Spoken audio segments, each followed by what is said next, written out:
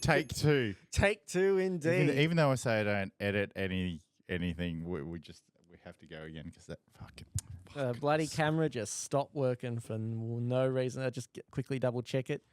Is it recording? It says it's recording. Yeah, it's recording. I just need to see the screen. Oh, when you're like me, when you first start in stop motion, the moment you kick the camera, that's it. The whole shot is ruined. You'll never get it back. Yeah. How did you get into stock motion? Well, I'd been doing it since I was like 10. You know, I'd always been experimenting with my Lego, you know, building crazier sets and stuff. And then eventually I thought, you know, I want to bring these characters to life. Yeah. You know, how do I do it? And when I was like 9 or something, I met one of my cousins, and he was showing me some of his own stop motion work. And his was, I don't think he had ever pursued media, but he showed it me for the first time. I thought, you know what?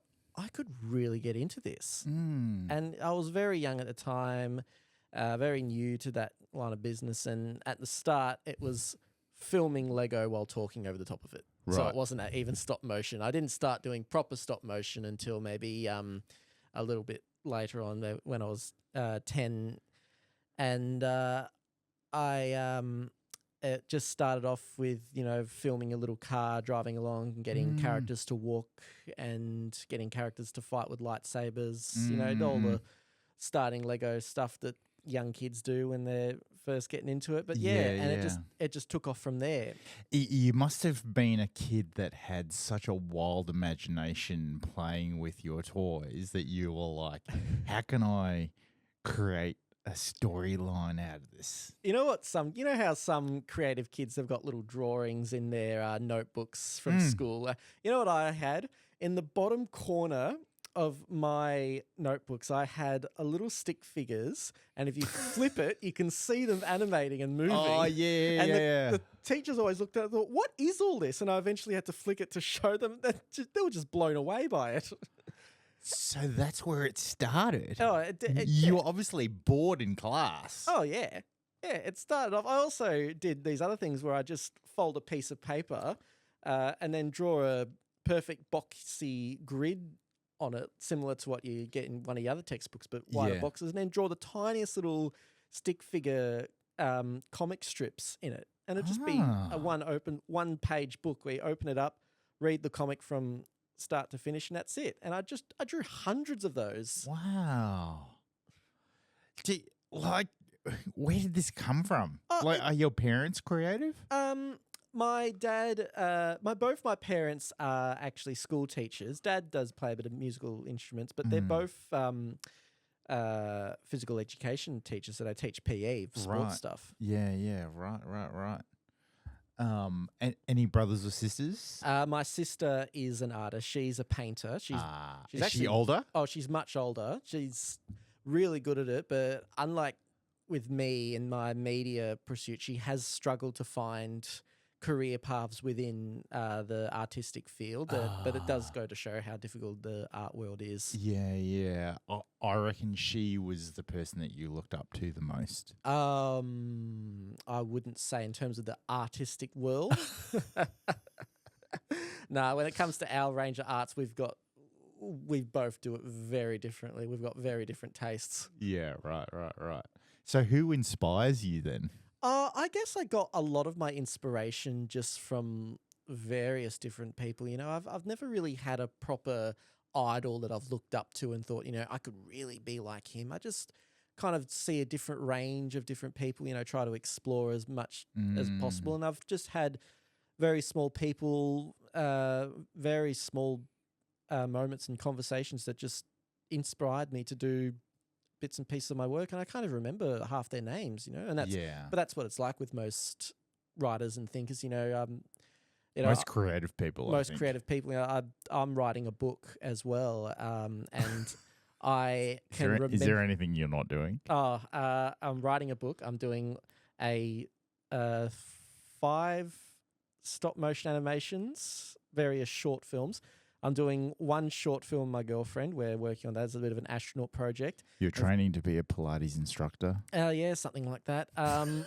I'm also doing security work as a part-time job, but that's kind of irrelevant. I'm not. Really? Yeah. I did security work.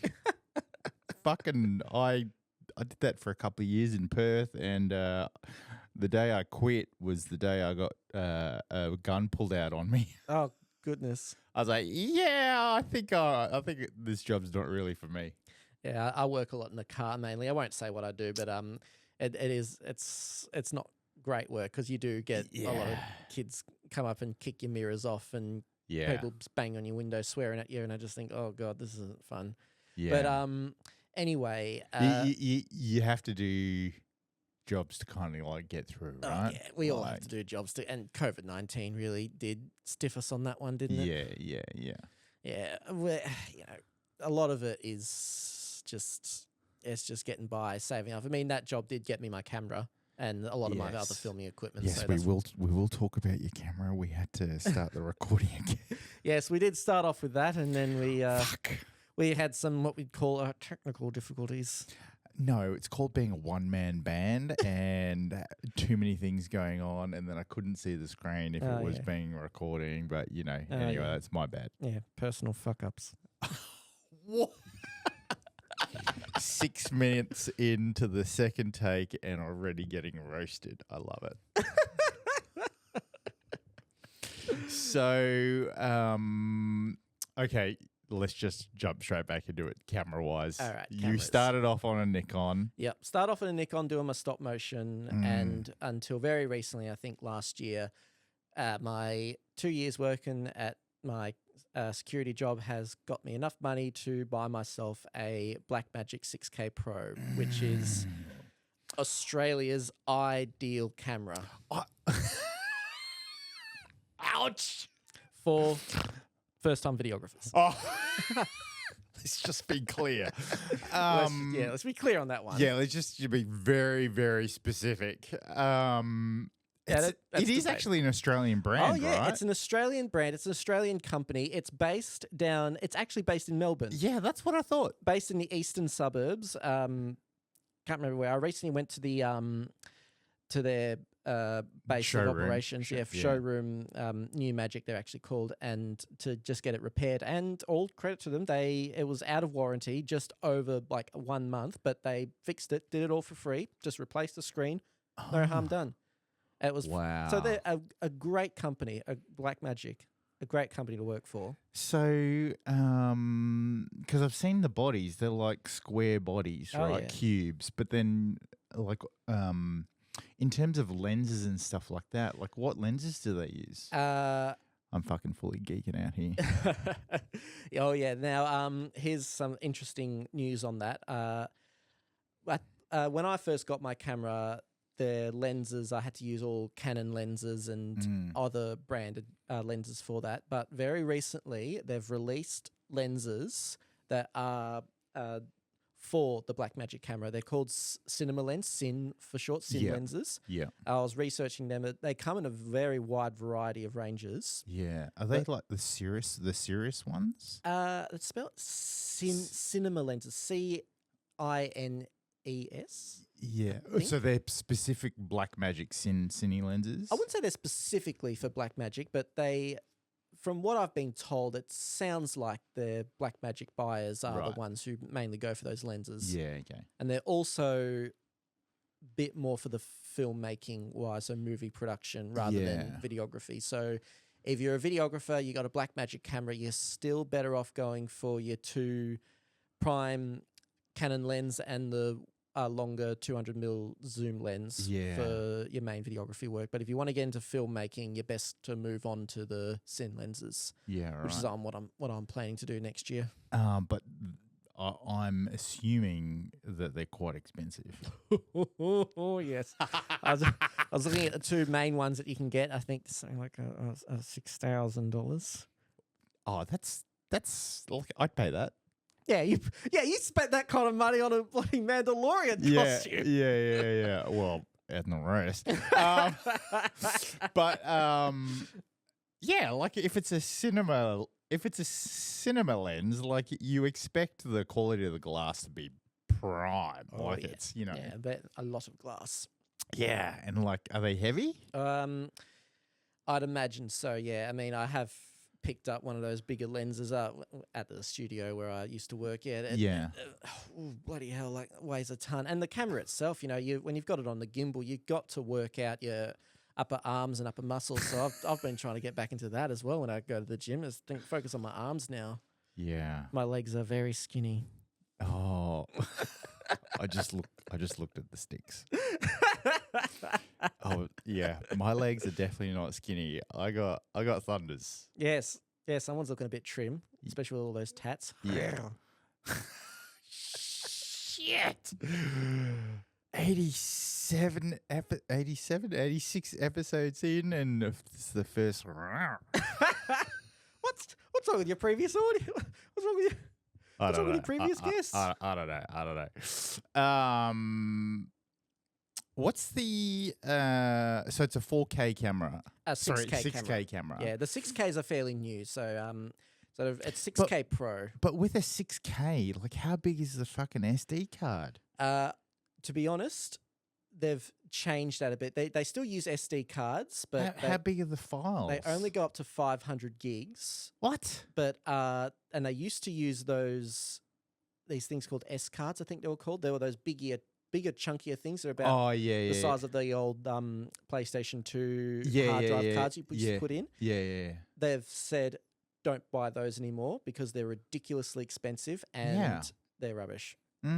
So now it's a hard drive. Then because of the camera's casing shield thing that's got around it, you connected all the little components, the microphones, the handles, the drive. And anyway, one of those compartments is something you put for your hard drive. So you click that on the side and it connects straight to the camera, and you have like basically 3 terabytes of storage. Right. And is the drive cheap? That's cat number 3? That's cat number 3. Don't worry. I'll give it. Get the hell out of here. Oh, shit. He's not a cat person. Nah, I'm a dog person all the way. Yeah, you can always trust a dog. Dogs are much more loyal. Cats just... Cats, you're just a slave to cats. Cats are so no, dogs are so dependent. Dogs are dependent because they're loyal. In fact... No, they're dependent because they are needy and they need you to survive. It's interesting. When I was cat, you just fucking go away for the weekend. It still live. It won't tear anything up. When I was studying a bit of history recently. Except the fucking plant. He's destroyed that plant. Yeah, this is what I mean about cats. They destroy things. But it's interesting with history.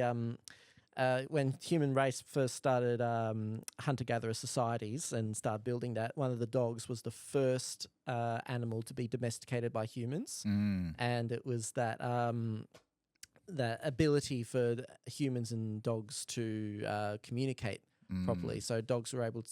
So dogs' loyalty to humans is from basically over 2,000 years of evolution.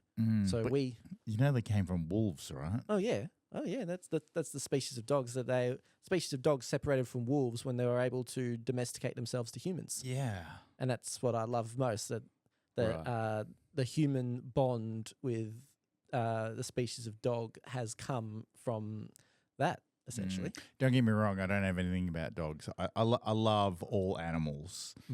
When I lived in Brunei in the 80s, the last house that we were in, we had 26 animals. Oh, bloody hell. Yeah. So, because my dad worked in the oil industry, and in the expat community, whenever families leave the country that they're all working in, they would like regift the pets. And so because we were like probably one of the last families in Brunei, we just kept getting all the pets. Oh my goodness. Yeah, so we had like 12 dogs. You turned your house into into a farm. We had farm. like 4 birds, A like zoo. a turtle, fish, chickens, like, yeah. It's an African safari. Yeah. You've gone over the top. Yeah. I do love a house that's full of animals. You just think, oh wow, clearly they do love to take care of their creatures. Yeah. Okay, so you're using the black magic. Yeah, back to cameras. Yeah, sorry, back to nerd talk. Back to nerd talk. That's why we're here. So you're currently using Canon lenses. Yeah, I've got 2 Canon lenses for EF or RF? EF. EF? EF is the only one that fits the 6K Pro at the moment. Oh, okay. Mm. Yeah. That's another piece of advice for people who want to get a Blackmagic. You've got 2 options. You got the 6K and the 6K Pro. The only difference between the 6K Pro and the 6K is that the 6K Pro has got built-in ND filters, which, to be honest, I actually haven't used yet. Oh, I would have just said you feel more like a pro Yeah, you'd feel more like a when pro, you're but using it. you also feel more like a much poorer pro. So you haven't used the ND filters? No, yes, I haven't had much need to yet. You haven't had to go outside? Well, I have had to go outside with them, but I don't know. I haven't found a situation where they've be useful, I suppose. Oh, okay. Now, in our first recording, you were talking about how you went to uni and you actually studied film at uni and you were at RMIT and then you went to VU. VU. How did you find the course? It was good. I mean, I did want to go to some of the higher universities like VCA, JMC, but there were some complications, and Vic Uni's also, Victorian College of the Arts is way too hard to get in. They pride themselves on who they pick from the horde of applicants. But yeah, I did find that Vic Uni did teach me everything I really realistically needed, and it was just the best. You know, I had a really great studio as well, great green screen room.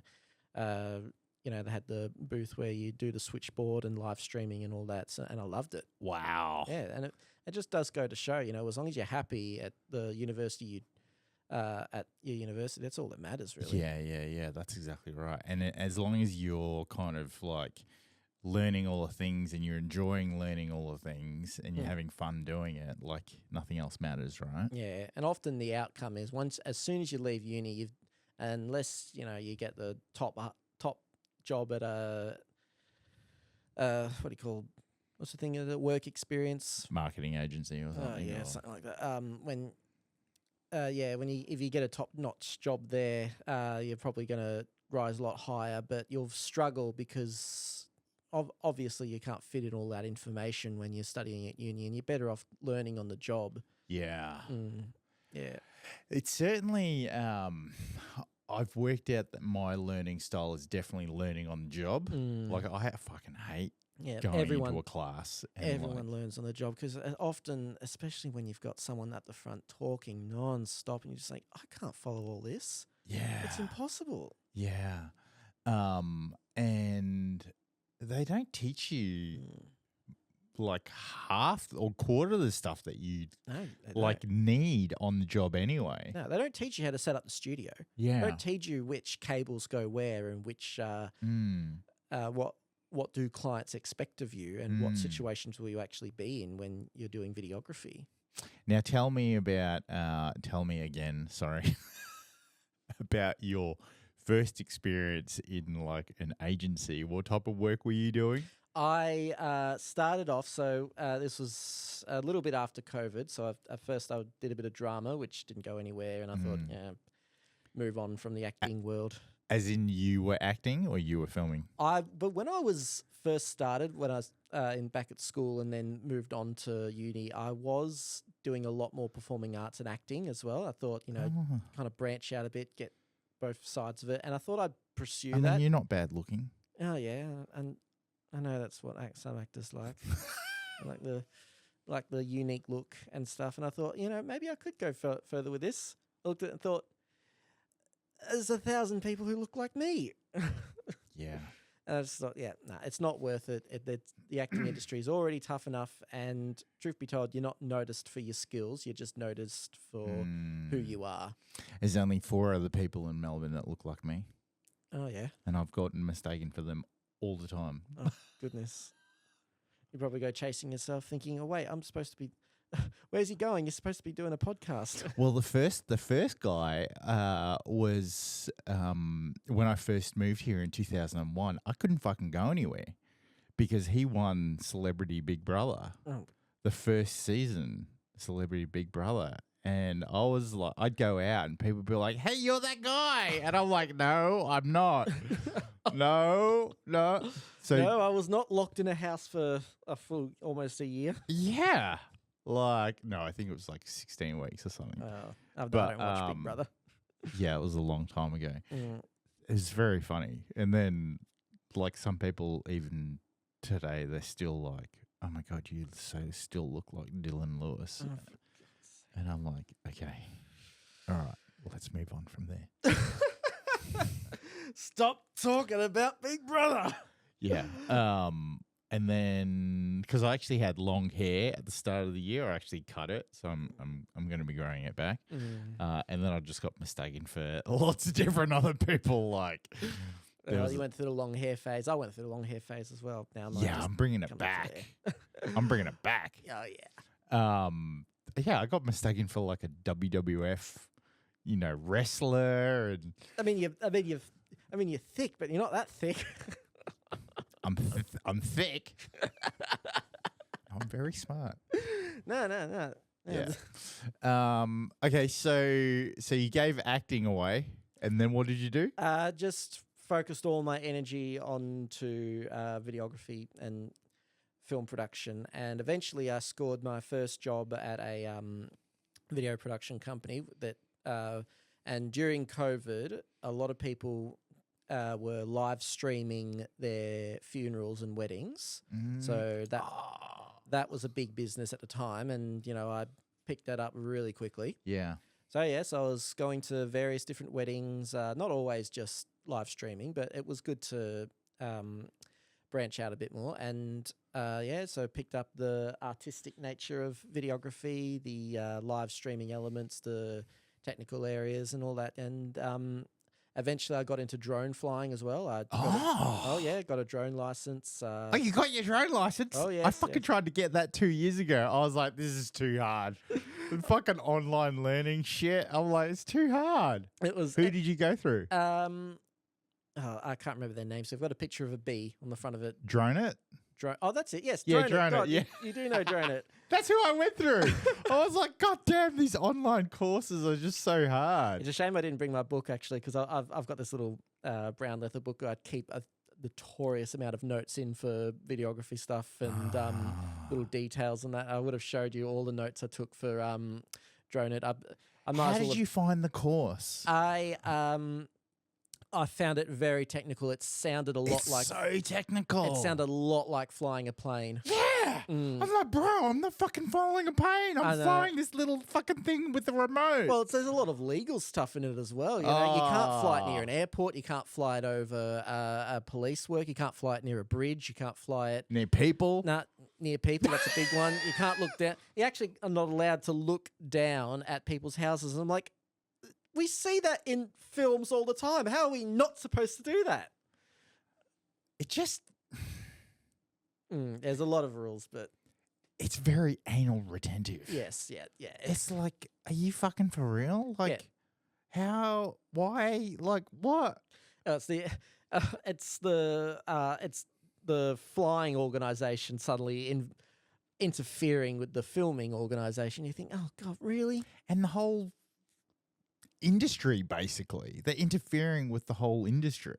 Yeah, and it does put a bit of a stopper on a few things, but it hinders you wanting to actually get it done. Oh yeah, it does. So you end up doing it illegally. I actually was in a short film recently, and I said, I've got a drone I can use for our production, and they said they really, really, really wanted one, and unfortunately, they couldn't because they couldn't fly the drone in the botanical gardens.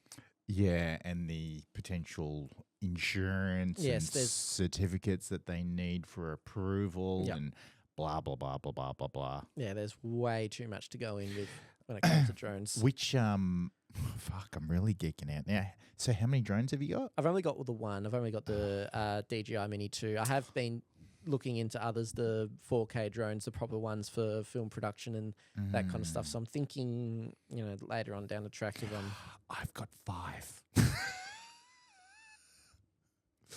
Dude, The first one was the DJI FPV one. The guy who fucking sold it to me, he didn't tell me that I bought a submarine. I took it down to Blairgowrie two days after I bought it, and I fucking lost it in the ocean. It got replaced, but then I never flew that one ever again. And then I bought another one. I bought a Mavic 2. So that got a bit of airtime. But then when all these laws started coming out, I got really fucking scared. So then I was It's the money. I can't stand the big waste of money. Oh, so how much money have you lost on those drones? No. I'm money doesn't mean anything to me. It's about the experience. Anyway. It's happening around the world right now. Yeah, I know. So then, like when all these laws came out, 250 grand, blah blah blah blah. I was like, I'm buying the fucking DJI Mini 3, so I bought that, and that's really good. But in high wind, it's not that good because it can't keep things stable. So then I was like, what's the next one that I'm gonna get? So I moved away from DJI and I bought a Speedy Bee, which is one of those FPV ones that can sit in your hand, right? For like indoor stuff. I have never flown it because I can't fucking get it to connect. Because it's like Android and Apple. DJI is Apple and this thing is like Android. And like there's so many things that you have to do to get this motherfucker to fly. So I've never actually flown it because I can't get it connected to get it up off the fucking ground. So then I was like, I need another FPV. So I bought the DJI Avata 2. It's the equivalent of buying an old antique sports car and never driving it. You can have it if you can get it to fly. I could give it a go, but I think anyway, drones. Drones. I mean, I'm not big. I mean, I do. You still use my drones. I remember I was doing another job for a internet series, and I was flying my drone around capturing. It was based on Survivor, I think, and yeah. And at one point, I remember flying up. I was thinking, "Oh God, we got to quickly get it in the air," because flew it up and instantly hit a tree. Oh. I didn't even see the branch coming over. Like, oh, no. Yeah, but luckily that was very robust, and they're all robust drones. You know, apart from a dip in the ocean. But all you have to do apart is from replace. trying to be a submarine. Yes. Although, look, I am looking at getting another drone. I'm looking at getting one of those Android drones again, but a higher tech one. But you can get this liquid that you like dip all the components into, and it becomes fucking waterproof. I'd actually love to look into that. And these things, they're like, you know, they don't have any cages over the propellers. I've seen ones like drop into the ocean or a pool and then come back up again. I'm like, bro, that's fucking amazing. I actually have never seen that, and I would now that you've mentioned it, I would like to. Yeah. Wow. I'd love to see something that flies and then goes underwater. Yeah. Imagine that shot. Yeah. That's exactly right. Anyway. Videography. So yes, drone flying was part of the service I provide now. So you got an RECP pilot license. Yeah. Whatever that is. Because there's different... remote aviation something. Yeah. I can't remember. It's not really my forte. Yeah. The licenses move up depending on how heavy and big the drone is. So yeah. So you've got the under 7.5 kg one. Yeah, something like that. Yeah. When it in fact when it goes higher, that's we're talking military drones. Yeah. By that point, but there's also one that you can get that allows you to be the company that you can hire drone people for as well. Like there's a version of that. I'd I have think. I'd have to look into it again. Yeah, I mean, and then it's- there's like radio communication, blah blah blah, all that type of stuff. I only really got my drone license when I had to do a job for the same production company that first hired me when they were filming a sports seminar and had to fly the drone around. So I was insured if I accidentally crashed into a small child's head. Yeah, something's happened there. Oh I heard no! it beep. Why is that not? We're still recording. We're still recording. We're still recording, people. We're still recording. Don't worry. It's just the camera has once again pooped its rompers. And he's finessing with his little control. He's touching it. He's fondling it. He's now dropped it. He's put his fingers inside it. And now he's come back to sit down. That would have sounded terrible out of context. That definitely sounds terrible out of context. I'm definitely going to clip that and put that one up straight away. And some B-roll of someone like playing with some cake or something. I do love things out of context. So yes, Context is so important depends. because context is so important because things can be taken out of context. Yeah. I should get the smelling salts.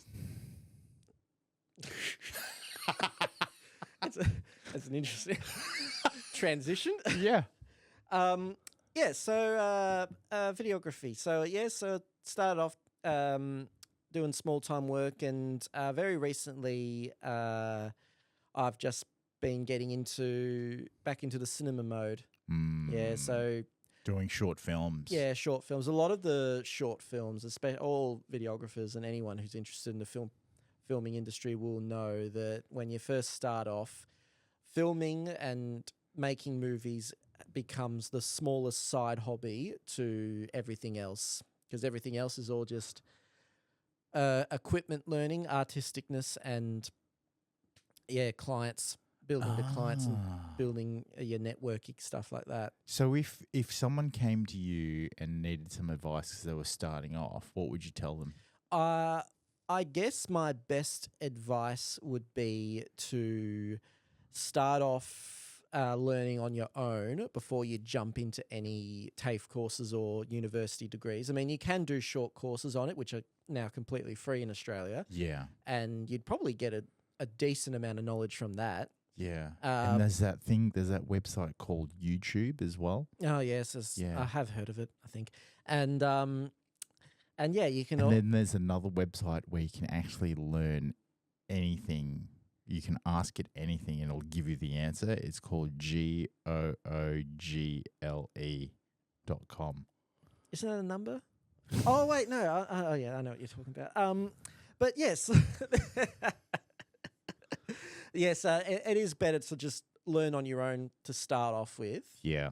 And it is better if you can build your industry yourself, Yeah. build your own portfolio, Being self-taught is so much now I sound like I'm devaluing academics. Yeah, but I think like doing any type of work and being... That's where I'll get onto my next bit, actually. When you're going to go for a job, if you want to get a job at, say, a production company that regularly hires videographers to go out and, film weddings and funerals or go capture an advertisement. You keep saying weddings and funerals, and I keep thinking this is like so complete different polar opposites of like the lifespan spectrum. Like how depressing is a wedding? I mean, how depressing... Depends on which wedding you go to. How depressing is a funeral?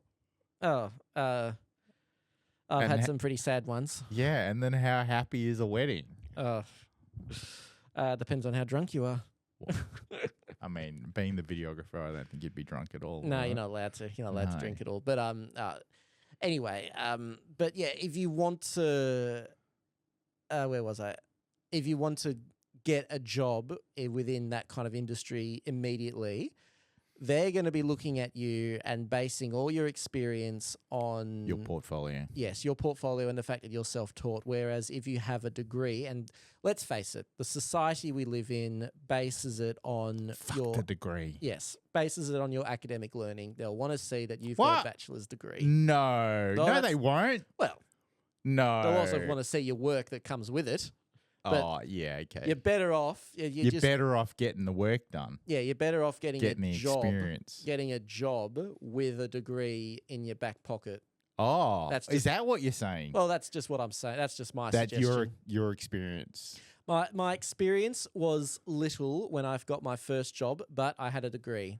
Ah, okay. All right. My experience I was would have gone small. the other way. I would have gone, get a job as a security guard, fucking buy yourself a camera and just shoot as much as you can. Well, it only just so happened I was able to get that job, and before I had that, I was a waiter at Moonee Valley Racetrack, and that was like I'd had I that could see job you since I as a was waiter 15. though. Oh yeah, yeah. I've Mm. been doing that I was doing that till COVID hit, Mm. and yeah, well, I was able to and in my spare time, I was able to build up my knowledge and basis, and keep going with filming little stuff in the backyard, doing my stop motion films, making my little short films here and there, flying the drone every now and then, and I was able to build it up, my portfolio and all that kind of stuff from that kind of knowledge. But I am glad that in the end I did go to university, because I did know that when I looked at my portfolio, I thought, as good as I feel like my work is, I know someone else is going to look at it and think it's very amateurish and feels like someone who's just picked up the camera knows nothing. But I'm glad that You've got the bachelor to the bachelor backed it up. Yeah. The bachelor backed it up just a little bit, and but that's because still someone could have looked at your work and gone amateur, but then they were like, oh, bachelor context. Bit of background in there. Mm. But yes, but that was just my opinion. Anyone can go about it any other way. You want to learn on your own, you learn on your own. You go for it as much as you can. You pick up the camera, you start filming as much as you want, and you build it from there. Yeah. What's your favorite movie? That's it's like asking a painter what their favorite artist is. Are you a painter? Maybe I'll ask you that question. I did once have to paint the backdrop for a film I had to make once, but that's different. That's a totally different story. You did you like what you painted? No. I painted the sky. Just shades of blue. It's just great. It's very artistic. Van Gogh. Van Gogh. I guess he is my favorite painter if I were to pick him, but that's just because I like Doctor Who. Yeah. Everyone knows that Doctor Who episode. It was beautiful. Beautiful. Favorite movie? Favorite movie? Oh God, I don't have a favorite movie. I watch so many movies. Okay, hang on. Let me reframe. Favorite movie of the year? Favorite movie of the year? Ooh, have to be Alien Romulus. I recently You bought that. liked it? Oh, I've watched. Are you into horror? Oh yeah, I'm into It's sci-fi. sci-fi? Sci-fi Yeah, okay. horror Yeah. is probably my favorite form of genre. Mainly, I'm into the sci-fi thing, interstellar level of sci-fi. Realistic space exploration. You think Interstellar was realistic? Didn't it get an award for being the most scientifically accurate movie? Yeah, I suppose. But he fucking goes into a fucking fourth or fifth dimension. Yeah, that's where it gets a bit crazy. Yeah. It suggests that the human race was able to transcend the dimensions, reaching the fifth dimensional beings. Yeah. At the end, I thought. And then he gets woken up and in the future, but he hasn't aged. That's because he was near a black hole. That's time dilation. Of course, because that's scientifically proven.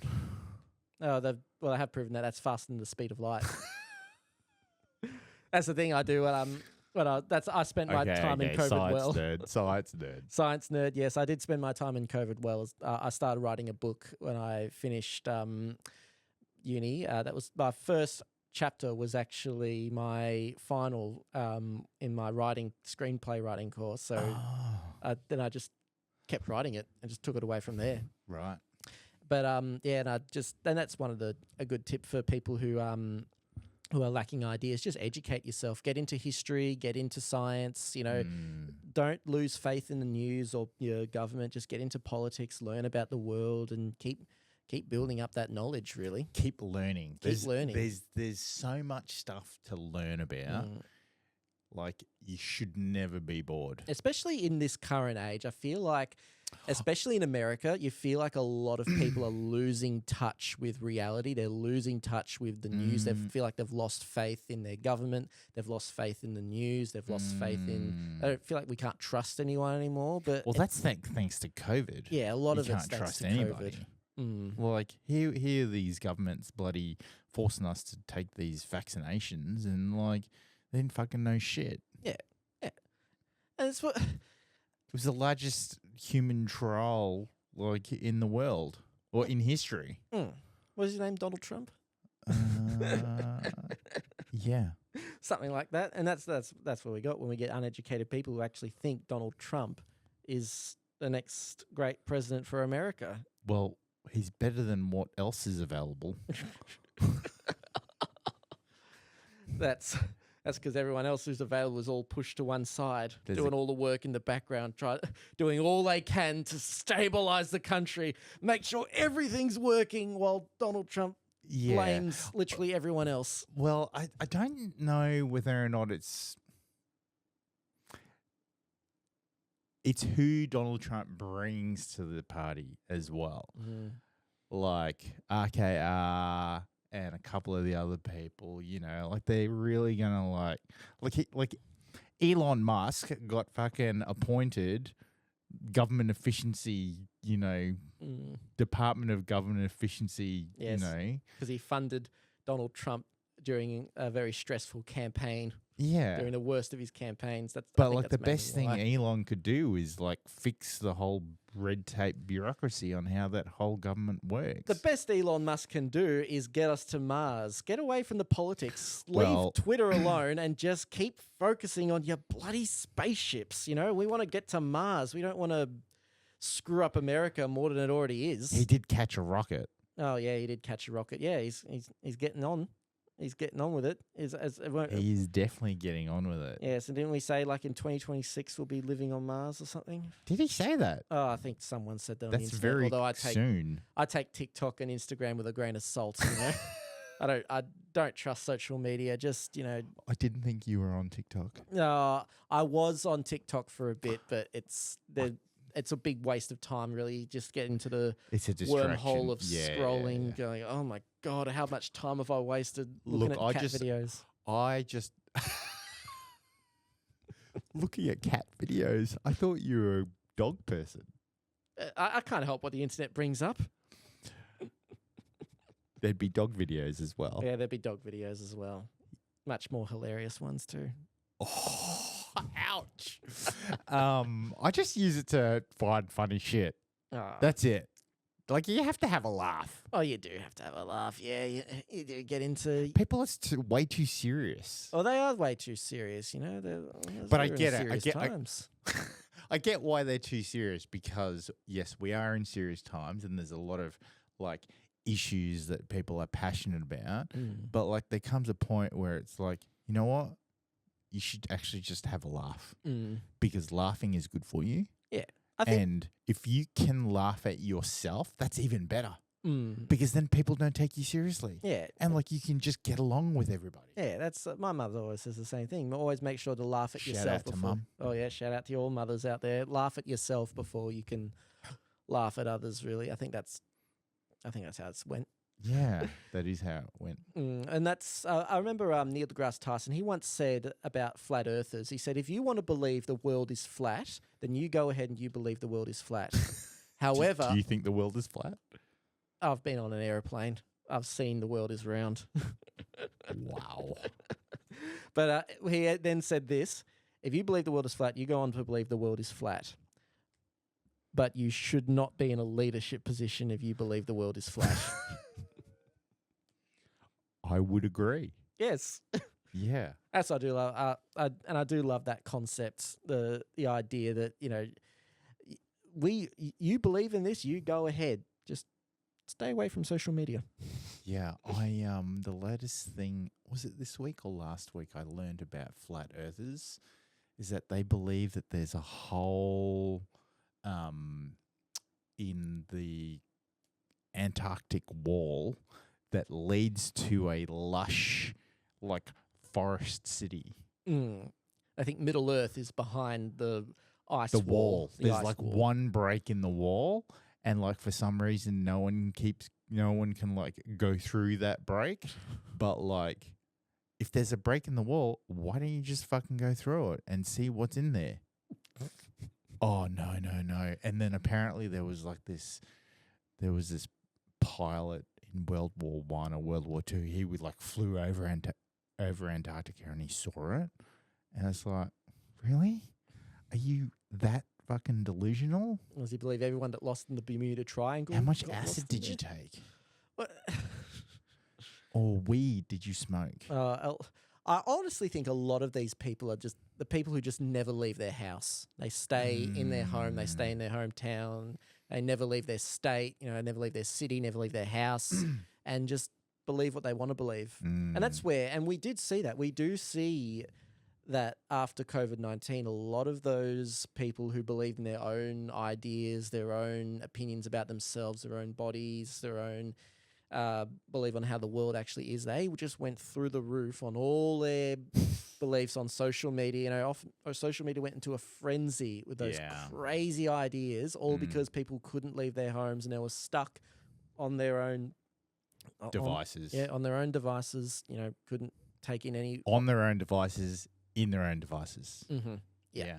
And that's the problem with society right now. We've lost touch with what is real. We've lost touch with even some of the most fundamental things about our society. We think about Bitcoin and we think about money in general. Money is actually just an imaginary system that we've just put our trust in simply so we can exchange it for goods and services. And but we forget. And same with anything, with companies, with the internet itself. It's not inherently real.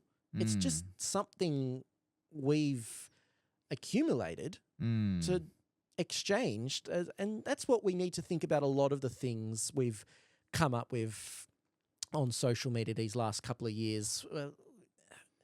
And I wouldn't go into, I'm not going to bite into the transgender thing or anything like that. No. Because but that's do you think delicate. Do you think we're in a simulation? No, we're not in the Matrix. This is how the world is. Oh shit! What was it Rick Sanchez said? This is welcome to life. It's a big boat with many holes in it, but we're all in it together. There are so many holes. Oh yes, there are so many holes in life, but that's the way it is. This is how society runs. It's the real world. We are born, we live, we die. There's nothing come after it. Oh, I'm an atheist, by the way. Oh. So you don't believe in reincarnation? And we're not in a simulation. We're not in a simulation. We're not in a simulation. Okay. The universe. Are we the aliens? The universe is spinning around us. Beyond that, we don't know if there's aliens. But do you believe in aliens? I do believe in aliens because you're a sci-fi guy. Oh yes, because we are proof that life is possible in the universe. And you have to also consider this. Human beings have only been on the planet for about 5 seconds if you were to compare the planet's life to a human's life. So for the first 500 million years, when Earth started to form, the amoebas and the plankton, they were the first life to exist, and they only stayed for 500 million single-cell organisms. Single-cell organisms. They were the first life for 500 million years until they either stuck to the ground, formed the first jellyfish, formed the first sponges, formed the first starfish, formed all the first tiny little creatures, and that took 500 million years. And before that, it took nearly 1 billion years, probably 2 billion years for those creatures to form. So if we were to travel to another planet outside of our solar system, outside of our universe, it is likely to find a planet with life on it that would look like that. Tiny little creatures, tiny little amoebas, And if we were to find another one, it's probably more likely that we'd find another planet with dinosaurs on it. But to find a planet with intelligent beings, as intelligent as us, that is the most unlikely possibility. Where it's more likely that we are alone in the universe as a species of intelligent beings. You reckon? And the life out there is more as intelligent as an animal. But that's currently where we're at. That's currently what we can look at and we can hypothesize right now. There's no proof. But let's just make that clear. The only proof so far that they might have discovered intelligent life was one of Elon Musk's telescopes noticing artificial lights on a planet. But once again, as I mentioned before, that was taken off the internet, so I would take that with a grain of salt before we say we found ET. So what about this then? So with religion, scriptures, books, things like that, like when did we start writing on like paper? Like only probably about 200 years ago? The first texts of humanity, the first scriptures was... Cuneiform didn't even exist, which was the first ever written language in Mesopotamia. But the first ever scriptures were just numbers and databases. So where are they? Well, the oldest one is something called signed Kushim, and it was something like 20,000 grams of barley harvested over the period of 1 month, signed Kushim. All of those first early scriptures was just categorizing our food and keeping track of all the food resources that were around. And it wasn't until, I think, another 100 or maybe 200 years later when someone thought, I want to start using all these scriptures and this writing to actually keep track of our information, keep track of all our data and keep track of all our So you're saying 20,000 years ago? Oh, yeah. The first society was like we're talking 10,000 BC, and cuneiform was put together, and it was all just to... Does that predate the Egyptians? Yes, predates the Egyptians. So Mesopotamia was one of the first ever civilizations that we have. And before that, it was all hunter-gatherer societies, all spread out across Africa, Europe, and into North America. So... I can't remember the point that I was trying to make. You were talking about writing. Yeah, and I think... religion. You were talking about religion and writing. Yeah, talking about religion. Like, so what's interesting is, with religion and religious books, yet we have evidence of, like, writing from, like, 20,000 years ago. Like, where is the evolution of that writing from 20,000 years? Well, like it's all been lost. Yeah, a lot of it's been lost over the years. Entire societies have completely dissolved over millions of years. There was one, the Indus River Valley civilization. They are completely gone, but we know they existed. We have writings and scriptures of them and what they used to do. That's passed on from other civilizations that managed to survive. But in terms of the whole religious base, my theory is to where gods actually came from, the concept of a being God, because before that, hunter-gatherer societies used to worship things like the tree or the lion or the sky or the sun, and it'd be very difficult to come up with a concept that this being, this tree, is giving us all the life in the universe. But imagine if all people, and this is where religion has its flaws, imagine if those people stopped traveling the world, stopped learning about their society, and started hovering around a tree thinking that it was going to protect them forever. We'd never get anywhere. And that's where religion has its faults. That's where we put all our science and all our learning away because we want to focus on the God, thinking that they're going to have all the answers, when we forget that it doesn't do anything. It's just a tree. Yeah, that's right. That's right. And I think all religions except for Buddhism follow like very similar principles. Yeah. It's like there are rules and there's like, symbols or subjects that you worship and like all this type of stuff. And it's kind of like that they always look to the past and look to the future. You know, you have to do this to be able to get to, you know, the sacred place. Whereas Buddhism, and I know Buddhism's not a religion, it's a way of life. It's more of a... But it's more about the present. Yeah. It's... Buddhism stands apart from other religions because it's more of a... a way of coping with life. Yeah. It's... And understanding it. And while religion also offers that in a different context, well, say a best way to describe it, and Yohei Miraji, I won't pronounce his name because it's difficult, he wrote Sapiens. He said in that book, while religion says God exists, what does he want from me? Buddhism says suffering exists, how do I escape it? Yeah. And yeah, that's what Buddhism focuses on. It focuses on just escaping your own personal suffering, while religion... And the attachments that you have.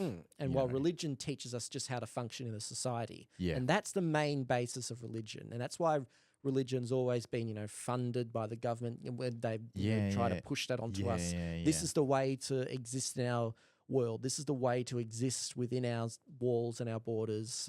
Keep following this, because if you do it, it makes our jobs a lot easier. Yeah, and you'll be enlightened. Oh yeah, and you'll be enlightened. You'll follow the right path, and eventually we'll forget that it's not real.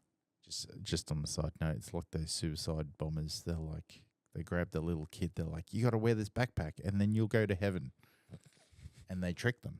And they trick them into pulling on a string, and a big parachute comes out. Yeah, but it's not really a parachute. No, it's a bomb. No, we know what happens there. Okay, so we'll get back to writing. Should we go back to writing? Yeah. Because one of the other scriptures I was interested... So you're a screenwriter as well? Yeah, you do... I picked up screenwriting as well, because I started, like I mentioned a while ago, I did my little comic books as well. Yeah, it'll just look then like you're doing like little chicken scratches. But yeah, writing was also a big part of it. So I thought, you know, I could get back into writing, coming up with more stories and ideas and genres. And as a result of that, I did start to write a big novel that kept it up over time. And I'm now just in the process of proofreading and editing it. It's all sci-fi based and just, you know, traveling, terraforming planets and the process that goes into it. I got a controversial question. Oh, yes, go for it. Star Wars or Star Trek? I've obviously been more of a Star Wars fan than a Star Trek fan. I've never watched the original Star Trek series. Oh. But I will say this, in terms of scientific accuracy, both aren't really on core with science. No, because it's just fiction. Neither. But I reckon... And fantasy. Yeah. But I reckon Star Trek kind of focuses more on the scientific elements than Star Wars does. That's because they've got more of the technology, like, feel to it, I think. They're in a fucking spaceship and they're, like, exploring the galaxies. Yeah, Star Wars just feels like, you know, if we hung on to medieval methods and kept them till we're living in society. Yeah. And I love the magical side of it, though. All right, next question. Yeah. Did you watch Dune at all? I have watched Dune. Okay. Dune or Star Wars? Ooh, I'd still have to go with Star Wars. But really? In that instance, I would focus more on the original trilogy of Star Wars. I reckon the new trilogy and what they're doing now isn't as good as Dune. No, what they're doing now is definitely not as good as Dune. And I did hear someone say that the original trilogy of Star Wars was supposed to be like the way that they've depicted Dune currently, more dark. You know, what's interesting about the current Dune movies is even though it's very sci-fi orientated, there's this dark element to it, and there's no visualization of any technology anywhere. So it is all like emotion-based and character-based, and, you know, it's this build-up of this, you know, prophecy. And I've actually noticed that about films in general. In fact, similar with where Star Wars goes wrong, and where most films tend to go wrong is they keep trying to be accountant to all audiences. They try to be accommodating to everyone. But only the people who are interested in those kind of films, into Star Wars, into Dune, we're like 7 generations older than the current generation. You know, keep them dark, and that's what I hope they do with the next DC trilogy as well. I want to see a darker Superman. I want to see a darker Zack Snyder. I did like the Zack Snyder cut, but the rest of the series just kind of died by the end of it. Just needs to be dark. It just has to be dark. It has to be darker. It has to be cringy. It has to be the boys kind of superhero story. Yeah, that's a good one. That is a good one. That's a very accurate account of our world if the superheroes were alive. Yeah. I definitely. So I agree with you. I think the way that Disney has completely obliterated the Star Wars franchise is that they're focusing on merchandise sales. Yeah, it's all and keeping it all very Mickey Mouse, you know, which is Disney, but like it's lost its like Star Wars element, you know. And when you look at the original trilogy, you kind of go, it's pretty amazing. Like they were making this in the 70s. Oh yeah. And the 80s, the like all the different approaches that they were using. Motherfucker, that fucking camera. That's all right, Wiz. It's still recording though, isn't it? Oh, and he's clipped it.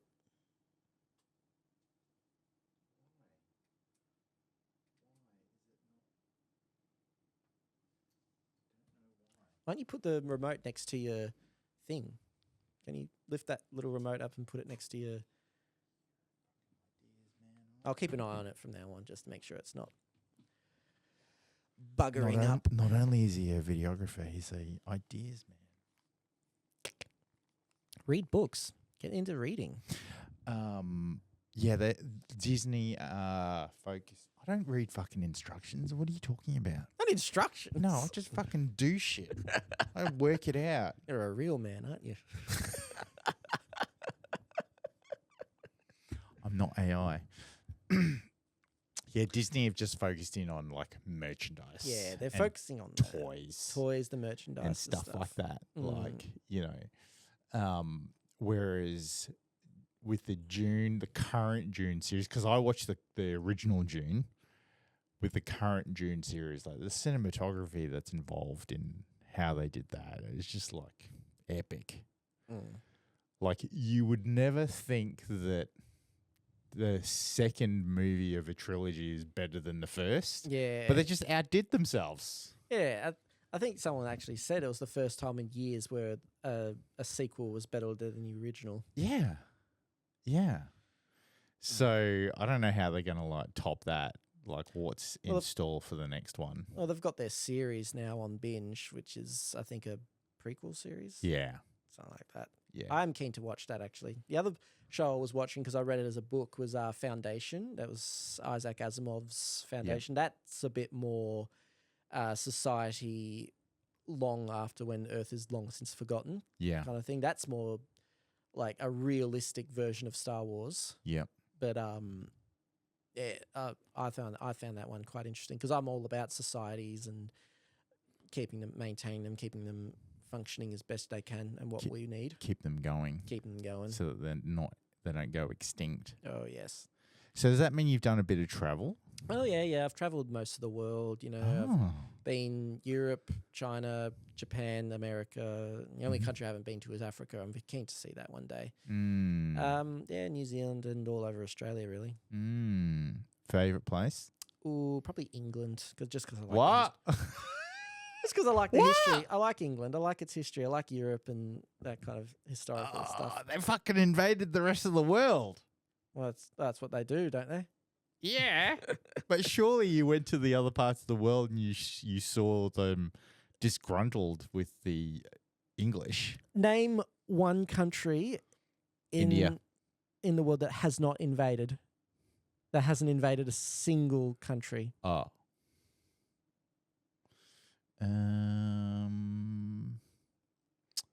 New Caledonia.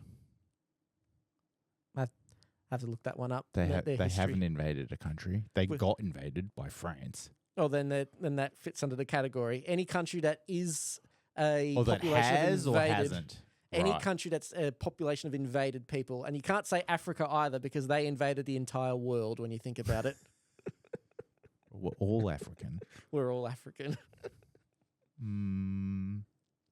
Iceland. Oh, yeah, Iceland doesn't have any... they technically got invaded by the So by then the Vikings. they still fall into that category then. Oh, well, I wouldn't say they fall into that category. They were undiscovered. I don't think they had much life on it when they were first discovered by... Because they were all ice. Yeah, it was all ice. It was just... Didn't even have any people on it. So, Fucking yeah. meth heads. Yeah, I think you'll find Iceland to be one of the most uninvaded countries of all of them. It's because it's cold. Yeah, and no one wants to live there. Did you watch the Viking series? Oh, yeah, I did love the... It's surprisingly historically accurate. Ah!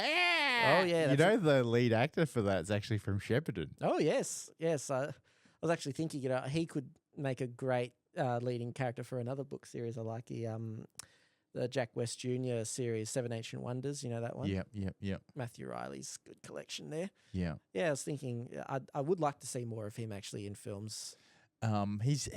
He's focused on doing more like indie stuff now, I think. And then helping out his mate with his like beer brand. Traveller? To be honest, I don't see myself going towards Hollywood. I'd prefer to do more indie stuff and maybe Netflix kind of things in future because... I mean, you do have a Blackmagic camera. That's Netflix approved, isn't it? Oh, yeah. Or is it not? Oh, no. Netflix approved, definitely. Are you sure? Oh, yeah. Because I know the Canon R5C is Netflix approved, but I don't have the C. I'm looking at... The C is the cinema version of it. It just basically means it's got a fucking fan in the body. But I am looking at... I went to a camera shop last week or the week before. Apparently the best cameras in the world are still Sony, but they operate on a wider range. That? Because they are. That's the fact. The best video cameras in the world are still Sony, but they're very expensive. All right. They're the most expensive. You clarified that comment. Yes.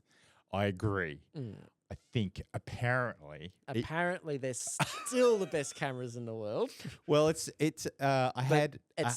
like comparing a Ferrari with a Lamborghini. It just depends on taste. I had Adam from Biz Creative on the podcast, and his analogy was it's the difference between Sony versus Canon. It's like the difference between Quentin Tarantino movies and Michael Bay.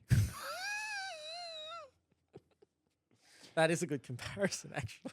Because Sony has great video, but they got shit photos, and Canon's got not great video, but like really buttery photos. And I was like, damn, that's actually really good. Although, I still make some good videos. I thought that video I posted yesterday was going to get taken down, but it's still up. If you saw it. I don't Possibly, maybe a little. I might have skimmed at it through my newsfeed. Yeah. But yeah, Quentin Tarantino versus Michael Bay.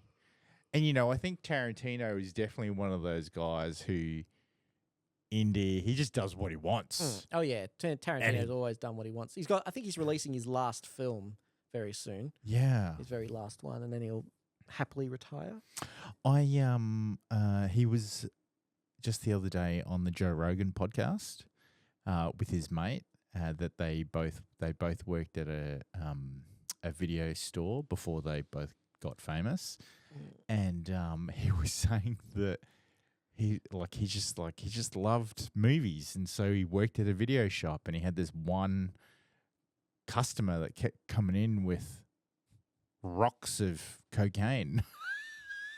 It doesn't surprise me. And I'm like, what the fuck? So much. I feel like a lot of his inspiration just comes from a whole bunch of life experiences when it comes to Tarantino. Yeah. You know what else? There's another filmmaker, well, series maker who I wish I would do more. The guy that did Breaking Bad, Vince Gilligan. Yeah. Yeah, he also only does his own stuff. He never does it for production companies, never gets hired that we want you to do this. No, I do my own thing. And Yeah. it's a shame, really, because he's probably one of my favorite filmmakers. Yeah. When you think of the attention to detail that goes into Breaking Bad and how realistic it feels and how you know exactly what's going on, you know the entire story, you're not confused at all. Yeah. And you're able to just follow it. And same with Better Call Saul as well. That was a great sequel to an amazing TV series. I found it really hard to watch Better Call Saul. What'd you struggle with? I don't know. I was just like, it just doesn't have the same feel. It does get better. I can Does promise it? you. Oh, yeah. You have Especially to push through it. You do. It's one of those series where you have to push through. The first season is a bit boring, and you do struggle with the I legal think that's technicalities. I was like, once- you lost me. Once you start getting into the roots of the relationship he has with his brother, that's kind of where the big part of the story is. What about the conspiracy theory about the connection between Breaking Bad and Malcolm in the Middle? Do you know the one? I don't like conspiracy theories. Oh, you're an evidence guy. I'm an evidence man. Unless I've seen the evidence, can take it on board, I will never believe in a conspiracy theory. Really? There's only one good conspiracy theory that I have heard. It was a story. You know, that only took you a matter of 0.05 of a second to then go back on what you actually just said. I'm just talking about one that I did like that. There's no proof that it was real. It was just a theory. But I do like this story. That's the only conspiracy theory story that I have liked. Okay.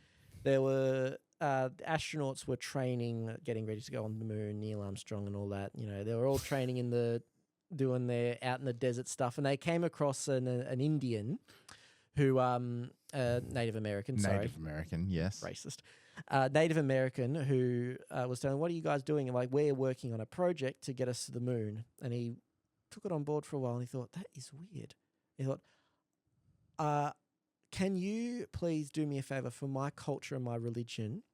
Can you repeat these words when you're on the moon? Because we pray to the moon spirits and it's important to us if you do it. And they said, okay. And he told her the message in his language, in his Native American language. And they thought, okay, well, can we tell you what that means? That's only for my moon gods. No, it's not for anyone else to know. And they memorized it. They kept it. They took it back to NASA and they asked one of the men there, and you go, can you translate this for us? Do you know what this is? One who spoke the language. And as soon as he heard it, he burst into laughter. And they said, what's so funny? And he goes, the language, what he's told you is this. Don't believe a single word these people say. They've come to invade your country.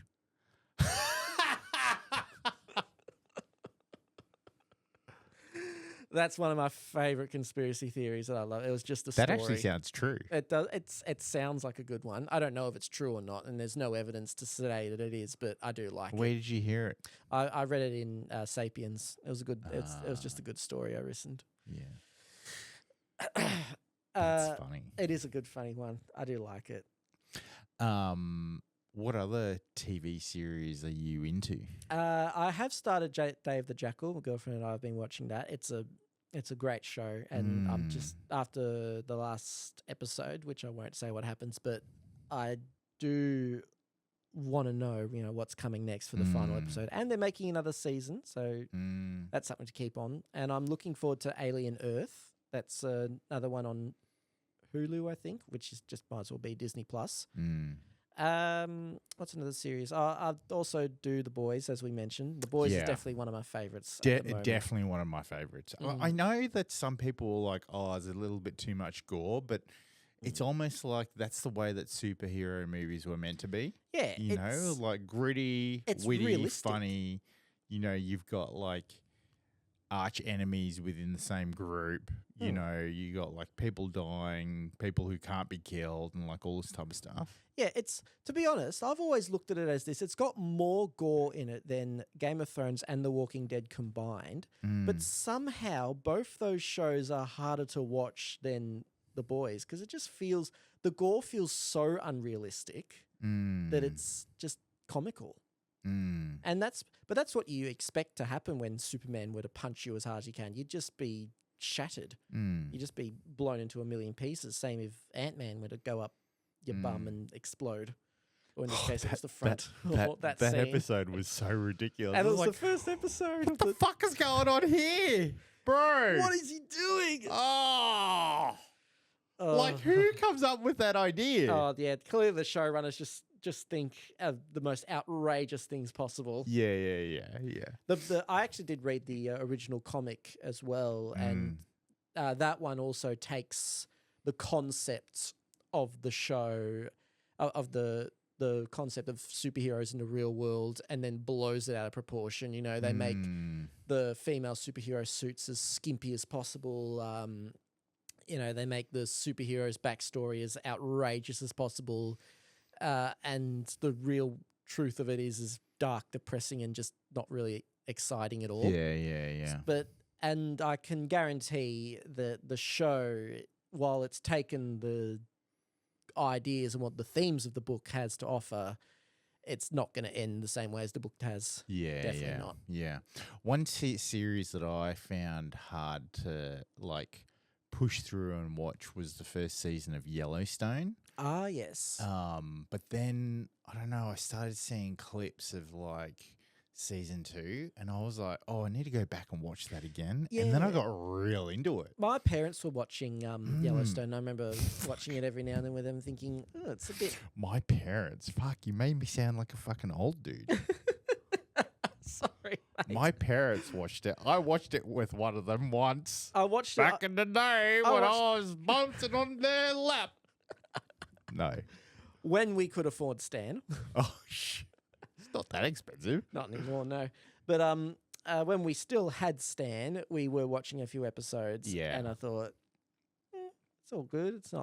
It's not too bad. But recently I've been seeing a few more clips of the new season, especially the last season's coming out soon. I thought, I really need to get back into this. This sounds good. And then I saw a clip about one of the actors who's actually the executive producer, who actually is the writer, who actually owns the farms that they film the Yellowstone on. He owns the ranch. Oh my God. Taylor Sheridan. He owns the ranch and all the animals. Which character does he play again? Is he a big leading actor or is just... No, he's one of the support ones, right? But then this clip was like, it was basically saying, how fucking smart is this guy? Like, he bought this ranch and then he came up with this idea and now they've filmed Yellowstone and they've got all these offshoot, like, you know, tangent timeline stories coming out like from different years. They're all using the same ranch. They were saying, and it's a functioning ranch. So like animals and livestock and all that, every horse he charges, and like every like bit of cattle, I think it's like $25 a day. Right? And when you're talking about thousands, it's like, bro, how much fucking money is this guy rolling in? And then I started watching, so a mate of mine got me onto Paramount, and Paramount had like a free trial week. And then, of course, I fucking forgot to like cancel it. I used to watch a bit of South Park. Yeah. But I started watching Lioness, right? Which has Zoe, Zell, whatever her last name is. Anyway. And then after the first season, I just accidentally watched the credits, and Taylor Sheridan is the executive producer on that as well. Oh, bloody hell. And then he actually plays in the second season. And I'm like, This guy is fucking masterminding these TV series. How does he have time to run his farm? He's got people to run them. But it's just crazy. Oh, God. Yeah. And then another good series that I watched is Outer Range. That's got Josh Brolin in it. Mm. That's actually, I think you would like that because that's a bit of sci-fi. Ooh. Yeah. Give that one a watch. As I've got a list of series I need to watch. Mm. What advice would you give your younger self? Oh, buy Bitcoin. Really? Why? Because it's, I don't know, it's $90,000 a pop now. Oh, it was 100,000 in last week, so it's gone down. I might have checked that. 100,000, maybe under 100,000, just under 100,000. Yeah. Yeah. Yeah. Buy lots of Bitcoin. That's what I'd tell my younger self. Yeah. Focus on the rest of your life. Just buy lots of Bitcoin. Keep the reserves so that you can, don't have to work and just focus on videography. But you have to sell the Bitcoin to then make the money. Oh yeah, you can sell just $90,000. Like God, you could sell one Bitcoin a month, or one a year actually. One a year. One a year, and you'd get through. Yeah. God, $90,000 a year. That'd see you through. So you're into the digital currency. I want to be in a digital currency. That's why I tell my younger self I don't have anything in my digital currency. Oh. So you don't have anything in your digital currency, but you would tell your younger self to get into it. Yeah. Okay. That's interesting. That's the best advice I could give myself. Yep.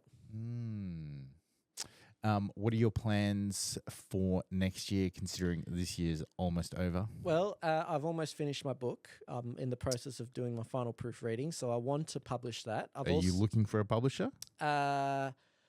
I did look into publishing and a publisher, but there's complications on that area. So I'm considering publishing on Amazon while I look for writing competitions. Yeah. So just to get it out there a bit more. And I also want to focus on the next book, which I've already started writing as well. It's a bit of a trilogy stories. Nice. The other things I want to do, I want to finish off a lot of the animations I want to do. I've got some feature films that I want to start putting together. Where do you envisage the feature films to showcase? Just online or the short films online, the feature films I would be looking at cans? Yeah, cans, and just see maybe Netflix if they want. I know Tubi also uploads things for free because everything's for free on Tubi. Yeah, and film festivals really. Yeah, just see where it goes. Just it's all about just getting your name out on IMDb and increasing your status. Yeah, that's cool. But that's anyway. So your book and more film work. Anything else? Less procrastination. That's for everybody, I think. I think that is for everyone. Try and stay off the phones a bit more and just focus on learning a bit more about. So hard. Oh no, picking up a book. It's so hard, Angus. Everything's digital. Everything's digital and it sucks. Do you listen to audiobooks? Yeah, that's the better bet. I've been listening to I've actually listened to this book over and over and over again. Project Hail Mary. That's actually going to be made into a film in 2026. Right. Ryan Gosling plays the main character, which is a great choice because the main character in the book is a sook. A massive sook. Are you saying that Ryan Gosling is a sook? I watched The Nice Guys. Yes. Have you watched what's that latest one that he's done? Not the Hitman, was it? No, not the Hitman one. He's a stunt double. Yeah.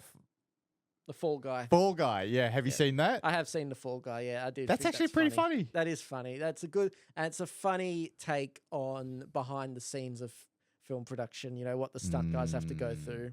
And I did show that. They were showing you at the end about all the crazy shit that stunt guys have to do to do their job. I think Ryan does have a he's got two personalities. He's either got this the confident confident, brave, like, or he's Blade Runner character, and then there's the sooky, whiny, Yeah. nice guy character. Yeah. Whereas someone like Ryan Reynolds is always just like a sarcastic. He's just too sarcastic. But he Deadpool. saved. Oh, yeah. He has pretty much saved the MCU. Yeah. That and a bit of Hugh Jackman. And Wesley Snipes. Oh, yeah. Those two getting back into it. Yeah. But yes, I am keen to see more Hugh Jackman in the MCU. I'm sure he'll prop it up a bit more. Yeah. I know someone was saying that they might do a scene with him and Tobey Maguire having some kind of conversation in the next Avengers film. That'll be a very interesting blend of Marvel characters. What's your take on Robert Downey Jr. being Doctor Doom? I don't really know how I feel about that. Personally, I did want to see more of Kang and a bit more Kang stuff, because Kang realistically is just a evil version of Rick Sanchez. You know, he's just clever, smart, knows everything and knows how to do it. And unless, I don't know, I don't know how I feel about bringing in Doctor Doom to replace Kang. And while I do think, Disney did get a bit desperate by the end, they were struggling with a few things. They were having some pretty bad CGI filled series, and thought bring back a few old actors, even bringing back Chris Evans to play Captain America again. They'll never get Scarlett Johansson back after the whole legal thing. No. But it does feel a bit like desperation, but I'm sure he'll still do a good job. Well, they brought Chris Evans back to play the Fantastic Four character. Oh yes. That was so funny. Yes, I do love seeing that bit. And when Deadpool, Ryan Reynolds deliberately killed him off at the end and even said, "Boss, do you know what he was doing to the budget?" Yeah. That sums it up really. Yeah. I think one of the key elements of the benefit of what Deadpool's done is it's kind of like mocked the whole like hero category, superhero category, but in a way that's like very tongue in cheek, but like it's comical and like people can get it, like they resonate with it, so yeah. They do. It does mock the superhero and it mocks it down to a T. Yeah. Because it does it right. And I do like how they've set Deadpool up for the next trilogy of Marvel films and Avengers. Yeah. Because it sounds like he's going to basically replace Stan Lee in all those cameo shots. Because him working for the TVA, that just sums it up, really. It's perfect. Yeah, that's exactly right. That's what he does. Originally in the comics, he had his own Infinity Stone that basically rewrote the story. Yeah. And, if him working for the TVA, that's perfect. Yeah. Well, Angus, thanks so much for coming along, having a chat. How can people contact you, get in contact with your film videography production, or maybe a copy of your book? The book will be kept very close to my chest for now, because it's something I'm putting a lot of my heart and soul into. No, people want to follow you so that when it comes out, they can buy it. I will probably post it on my Instagram page. For now, my videographer page, I'll share that, is ATS_film_pro_